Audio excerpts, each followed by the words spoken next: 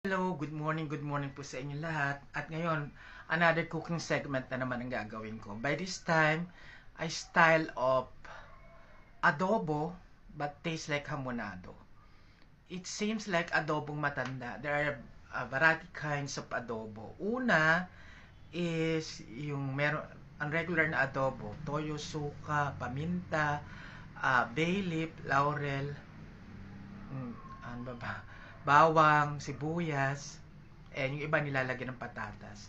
Kasi don't you know na meron tinatawag na adobong puti ng Pampanga, adobong yelo sa Laguna, adobong may gata ng Bicol, ano pa ba yung mga natikman ko?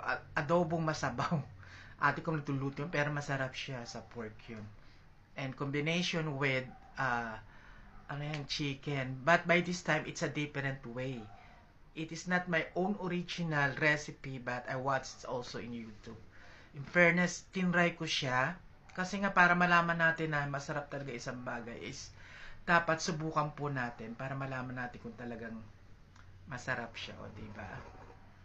Kasi hindi mo malalamang masarap yung isang recipe kung hindi mo susubukan. Diba? Eto ngayon, na-challenge ako nung makita ko, sabi ko, I try a lot of recipe o menu ng mga adobo, pero nung sinubukan ko siya, grabe. Super sarap. Talaga mapapakain ka ng sobrang dami.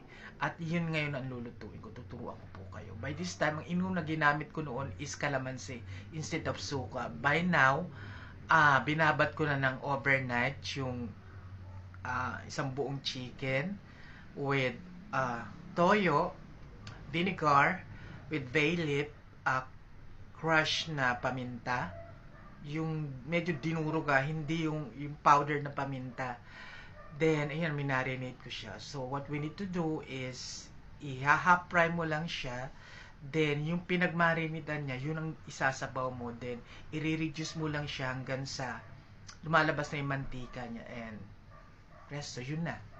So, that is the style na gagawin natin ngayon. And, promise po.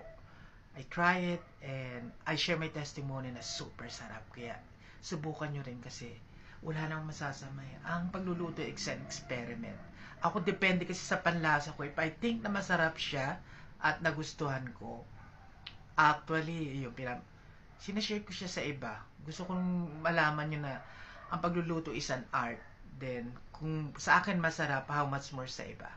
'Di ba? Share and share lang para sa blessing, share to others. Okay, tara, magluto na tayo. Yummy talaga.